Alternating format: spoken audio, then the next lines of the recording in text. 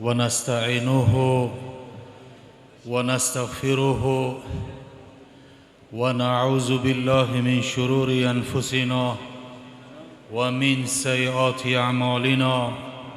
من يهده الله فلا مضل له ومن يضلل فلا هادي له، والصلاة والسلام على رسوله محمد وعلى آله وأصحابه وأزواجه وذرياته وأهل بيته وسلم. قال رسول الله صلى الله عليه وسلم: من قام ليلة القدر إيمانا واحتسابا غفر له ما تقدم من ذنبه. این بشارتی حبیب خدا صلی الله علیه و سلم است که کسی که از امت من شب قدر را زنده بدارد به خاطر الله، به خاطر رضایت الله، ایمانا و احتسابا، اگر کسی شب قدر را زنده بدارد غفر له ما تقدم من ذنبه، سهو و خطا و گناه و نقصان و کمبودی و بنده بخشیده می شود. خداوند از این وعده بر همه ما و شما نصیب بگرداند. سهو و خطا و نقصان و کمبود یک ساله ما و شما را پروردگارا به خاطر این شب قدر بخشیده بگرداند. این شبی که از 1000 ماه بهتر بودن او را الله ذوالجلال خود وعده می دهد. لیلة القدر خیر من 1000 شهر. این شب قدر خدا میگه بهتر است از 83 سال و 4 ماه و 10 روز. انمی 1000 ماه 83 سال و 4 ماه و 10 روز می شود. یک شب فضیلتش چی است؟ از این بالاتر است. الحال حضرت ایشان صحبت در باب توبه کردن. یک چند جملات در این باب اضافه میکنیم. یک حدیث رسول اکرم صلی الله علیه و سلم بیان میکنیم. انشاءالله که صحبت کوتاه میگیریم، وقتم کم مونده است. عدی ابن حاتم رضی الله تعالی عنه، صحابه جلیل القدر پیامبر صلی الله علیه و سلم، در حدیثی گوهربار از نام پیامبر بیان میکند که رسول الله صلی الله علیه و سلم فرمودند: ما منکم من احد الا سیکلمه الله لیس بینه و بینه ترجمان فینظر ایمن منه فلا یرى الی ما قدم و ینظر اشأم منه فلا یرى الی ما قدم و ینظر بین یدیه الا النار تلقاء وجهه فاتقوا النار ولو بشق تمره. رواه البخاری و مسلم. این حدیث گوهربار هم بخاری و هم مسلم صحیح ترین کتاب هایی که بعد از قرآن هستند بیان کردند که پیامبر صلی الله علیه و سلم فرمود که هیچ یک از شما بنده های خدا، ما منکم من احد، یعنی هر یک نفر شما دانه بدانه، سیکلمو الله ذوالجلال به هر یک تایما و شما به علاهیدگی سخن میکند، گپ میزند. لیس بینه و بینه ترجمان، بین الله و بین ما و شما ترجمان نیست. وقتی که خدا با بنده سخن میکند، بین الله و بین بنده ترجمان نیست. در دنیا چی است؟ یک لفظ ندانه، یک ترجمان است. ترجمان شاید یک کلمه را زیاد کند، یک کلمه را کم کند، یا مقصد دل این گوینده را با اون دیگر کس فهمانده نتواند، اما بین الله و بین بنده ترجمان نیست. خداوند به بندش سخن میکند، خدا از نعمتاش پرسش میکند. دستی گیرا به تو دادیم، پای روا دادیم، چشم بینا دادیم، دلی دانا دادیم، زبان گویا به تو دادیم، عقل دادیم. برای شما پیامبر از جنس خودتان فرستادیم. در نبودن پیامبر علما دعوت میکردند، از حلال و حرام تو را خبر کردند. بنده تو در بالای زمین من حیات به سر بردی، از هوای خلق کرده من نفس کشیدی، فصلهای سال برای تو تغییر دادم، چی کردی؟ ثم لا تسألن یومئذ عن النعیم. از نعمتاش خدا بنده را پرسش میکند. بنده شرم میکند، حیا میکند. وقتی که خدا بنده را پرسش کند، آدم وقتی که شرم و حیا کرد پیش پاش نظر میکند، یا این طرف یا طرف دیگر نگاه میکند. پیامبر بیان میکند که فینظر ایمن منه، بنده به طرف راستش نگاه میکند. فینظر ایمن منه فلا یری الی ما قدمه، در طرف راست نگاه میکند، هر چیزی که در دوام حیاتش کرده بود در طرف راست میبینه. برادرای عزیز، یعنی شاید به منزله یک کامرای کلان باشد و عملای کردگی تا در همونجا میبینی. خوشا به حال ما و شماها که در این مسجد، در این ختم، در این تراویح و تسابیح اشتراک داریم. وای بر حال کسی که هر چی گناه کرده بود در طرف راستش میبینه. خود دزدی کرده بود، خود زنا کرده بود، خود عبادت کرده بود. فلا یری الی ما قدمه و ینظر اشأم منه فلا یری الی ما قدمه. طرف چپ نگاه میکند، هر چی عملی که کرده بود در طرف چپ هم عملی کردگیش میبینه. برادرای عزیز، یعنی این کامراهایی که الحال هستند اینا مجازی هستند، یا را میشود تغییر بتی، یا را هر کار کرده میشود، اما اون کامراهایی که کرامان کاتبین ثبت میکنن این در ارشیو الله میمونن. اینا را منتج کرده نمیشود، اونا را تغییر داده نمیشود، اونا نمیپوسند، نیست نمیشوند، کهنه نمیشوند. هر عملی کسی کرد پیامبر صلی الله علیه و سلم گواهی داده است که طرف راست نگاه میکنه عملاشو میبیند، طرف چپ نگاه میکند عملای کردگیشو میبیند. و ینظر بین یدیه، روبروش الا النار تلقاء وجهه، روبروش علنگه آتش دوزخ است.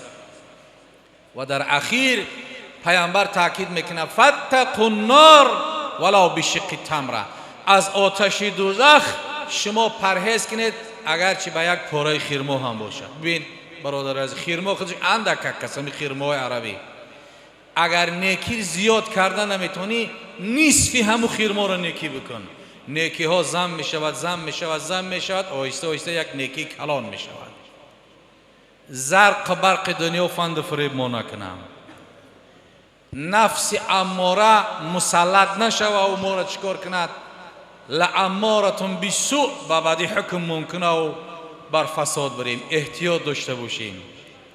حضرت شیخ سعدی ولی خدا میگفت نظر آنان که نکردند در این مشت خاک، الحق انصاف توان داد که صاحب نظرند. همه دنیا را همشه به همه قدارایی و نعمتش دوستای خدا در نظمش میگن یک مشخاک است، یک مشخاک. نظر آنان که نکردند در این مشت خاک، الحق انصاف توان داد که صاحب نظرند. عارفان هرچی ثبات و بقای نکند، گر همه ملک جهان است به هیچش نخرند. عارفا، دوستای خدا، اولیاء الله ملک جهان همشه به هیچ چی نمیخرند. بعدا حضرت در دوام میگن ای که بر پشت زمینی همه وقت آنت نیست، ای که بر پشت زمینی همه وقت آنت نیست، دیگران در شکم مادر و پشت پدرند.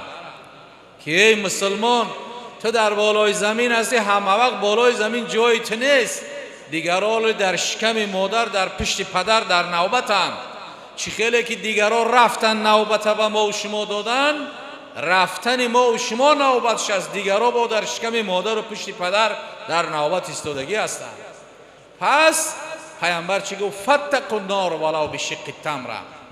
این شب چی است؟ شب هست که فرشته ندا میکند هل من مستغفرین، هل من سائلین، هل من تائبین. آیا کسی هست که طلب مغفرت کند که بخشیده شود؟ آیا کسی هست که توبه کند از گناههای گذشتهش خدا توبه او را قبول کند؟ آیا کسی هست که چیکار کند؟ یگان مطلب و خواهش داشته باشد، خواه دنیوی خواه اخروی، خداوند چیکار کند؟ او را طلب حاجتی او را برآورده کند. در زمانی موسی کلیم علیه السلام، موسی کلیم شخصیتی بود که کلیم الله بود، خدا با او سخن گفته بود. و کلم الله موسی تکلیما. از بین همه انبیا فقط کسی هست که خدا با او سخن کردگی بود. موسی کلیم 7 سال در بنی اسرائیل خشکسالی آمد، یگان قطره باران نبارید. حضرت موسی همه قومش بنی اسرائیل آمدن تو پیامبر خدا هستی، پیامبر مرسل هستی، به خدا مناجات که دعا که باران عطا کنه. حضرت موسی علیه السلام کلیم خدا همه بنی اسرائیل به یک بیابان برد، به یک دشت برد و امر کرد که همه به عبادت و مناجات چیکار کنه؟ سر کند. بنده ها مناجات کردند، گریه میکردند. موسی کلیم اشک میریزاند، گریه میکرد و حضرت موسی کلیم گفت خدایا این قحط سالیه که 7 سال به سر بنی اسرائیل آمد، اگر از شومی گناه ما باشد خدایا ما چیکار کردیم؟ توبه کردیم، استغفرالله گفتیم. خدایا این قحط سالی و ببارشی اگر ما گناهگار هستیم، ما ترک امر کردیم، حیوانای بیچاره گناه ندارند، پرنده ها گناه ندارند، چرنده ها گناه ندارند، خدایا بر ما رحم کن.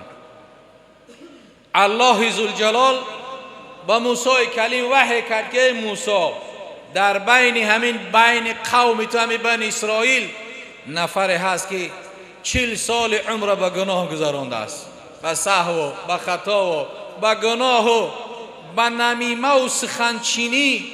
برادرای عزیز، سخنچینه نمامه همین فضیلت هایی که در شب قدر است از اوچی است، از همین فضیلت ها محروم است. عمره به همه گذرانده بود. خداوند گفت یک نفر از بین قوم تو از کثافتی بدبختی همون یک نفر 7 سال است که دیگر باران نمیبارد. حضرت موسی امر که حضرت موسی را که شخصیت افگو از بین خارج شود از بین مردم تا که رحمت خدا سرازیر شود. موسی کلیم بسیار ناراحت، با غضب، با اشک ریزان به بنی اسرائیل گفت که مردم در بین شما هم تا یک نفر هست 40 سال عمر به گناه گذرانده است، عبادتی ندارد، بالای همه این نمام است، از بین این قوم برای دور شود که خداوند رحمت شد ببارد. هیچ کس نبرآمد و او شخصیت گریه کرد، خودش میدونه که کی است، که رو به خدا آورد، از صدق دل آنچنان توبه از سوزش قلب از دل توبه کرد، گریه کرد که حتی میگه به ریشقت بدنش تر شد، رو به خدا آورد. اندک پس بود که ابر در آسمان پیدا شد. بعد ابر پیدا شدن آنقدر باران بارید، رحمت خدا بارید که دیگه موسفیدا میگه کلان سالا دعا میکردن، کودکا رقص میکردن، مردم خرسند و دوان و توزان و همه سرسبز خورم. حضرت موسی حیران شد، باز دعا کرد، دورتر رفت، گفت خدایا، گفت خودت گفتی که یک نفر است از کثافتی او بارش نمی شود تا نه برای نره باران نمی شود، هیچ کس نبرآمد از قوم، این باران رحمتی تو آمد. الله ذوالجلال گفت ای موسی، اون در 40 سال از ما بیگانه بود، الحال آشنا شد. این 40 سال دشمن ما بود، الحال دوست ما شد. این 40 سال از ما رو گردانده بود، الحال رو به ما آورد. 40 ساله گناه او را بخشیدم و باران رحمت فرستادم. حضرت موسی گفت خدایا، گفت همون شخصیت به من نشون بده کی است؟ الله ذوالجلال بیان کرد که ای موسی کلیم، تو چی میگویی؟ نمامه و سخن شیرین ما حرام حکم کردگی هستم بر بندهام، باز خودم نما میکنم بگم کی هست؟ انا برادر عزیز، این چی است؟ توبه از صدق. توبه از صدق. و هر عملی که میکنیم روز قیامت چی است؟ از عملمون پرسیده میشیم. و هر عملی که جوارح ما میکند اینا با سخن میآیند. خداوند در سوره مبارکه یاسین بیان میکند الیوم نختم علی افواههم، روز قیامت برای دهانها مهر زده می شود، دهانها محکم می شود، پیچت زده می شود، دهان دیگر گپ زده نمیتونه. نختم علی افواههم و تکلمنا ایدیهم و تشهد ارجلهم بما کانوا یکسبون. دستای شما شهادت میده خدا، پاهای شما گواهی میده که کجا رفتن چی کردن. ولی امروز در دنیا 8 یا 9 میلیارد آدم هستن، 2 نفر آدم یافت نمیشه که همین ادپچت که پالس همین ایزی انگشتاش 2 آدم یا خیله باشه، همین خیلی آدم وجود نداره 2 نفره. روز قیامت اینا شهادت میتن. این شهادت میته که قرآن قپید، مهنت حلال کرد. این شهادت میته که چکار میکند؟ دستش در زمین ماند و یا دست یک علم قپید. بعض شهادت میته که ریومکای عرق قپید. شهادت میته که به این نویس کرد. شهادت میته که به یک کس ظلم کرد. اینو شهادت میتن. و تکلمونا ایدیهم، خدا میگه دستای شما گپ میزنه. و تشهد ارجلهم، پاهای شما شهادت میته، گواهی میته بما کانوا یکسبون، با اون چیزی که در دنیا کسب کردن. خشوع به حال شما، ما و شما که این پاها شهادت میته که در فلان مسجد در فلان جا شب قدر بود، خدایا پاها میگه من قدم زده رفتم که در اونجا سخن ترا و سخن حبیبی ترا گوش کنم. حضرت مولای روم بیان میکنه روز محشر هر نهان پیدا شود. روز قیامت همه آشکار میشه، جای پنهانی نیست.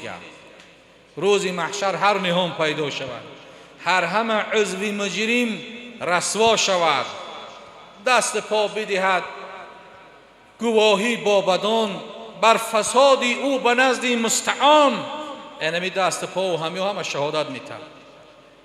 دست گوید من چنین دزدیده ام، این دست شهادت میته که من دزدی کردم، حق مردم خوردم، یک کس ضرب زدم، لط کردم، هر کس یک کس مسخره کردم.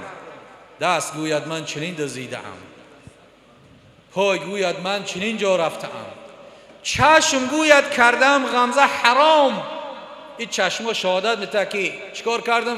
قرآن خدای من تماشا نکردم، جای نادیدنی را تماشا کردم. یا این چشم شهادت میده خدا در تاریکی بامداد و خفتن من ره کفته مسجد رفتم. این چشم شهادت میده که من چیکار کردم؟ در شب قدر فلان مسجد رفتم و نگاه کردم که وارثای پیامبر چی میگویند. چشم گوید کردم غمزه حرام، گوش گوید چیدم سوء الکلام. این گوش میگه غیبت گوش کردم، بهتان گوش کردم، تلاوت امر معروف گوش نکردم. این گوشا شهادت میتن. گوش گوید چیدم سوء الکلام، پای گوید من برفتم تا مینا، فرج گوید من بکردستم زنا. پاها میگه به جای رفتنیش شهادت میته، حتی آلت انسان هم شهادت میته که من چیکار کردم؟ زنای نامشروع چیکار کردم به جا آوردم. همه شهادت میتن. پس مقصد از این گفته ها همین که فقط یک شنیدن همیشه خیسته رفتن نه، تا شب قدر آینده چیکار کنیم؟ این سخنها را فراموش نکنیم، عمل داشته باشیم. الله ذوالجلال همه ما و شما را توفیق و هدایت نصیب و روزی بگرداند. سهو و خطا و نقصان و کمبودی ما و شما را بخشیده بگرداند. خداوندا به برکت این شب قدر و برکت این صحبت‌های قال الله قال رسول و برکت این ختم قرآن و تراویح و تسابیح محبت ایمان و اسلام و قرآن را در دل‌هایمان جایگزین بگرداند. وسوسه های شیطنت فتنه ها را نیست نابود بگرداند. و الله ذوالجلال این سرزمین تاجیکستان عزیز ما و شما را پرفیض و با برکات بی آفت بگرداند. در بین همه مسلمان ها دوستی و رفاقت همدیگر فهمی را برقرار و بردوام بسازد. ربنا تقبل دعاءنا واغفر لي يا رحمن ذنوبنا برحمتك يا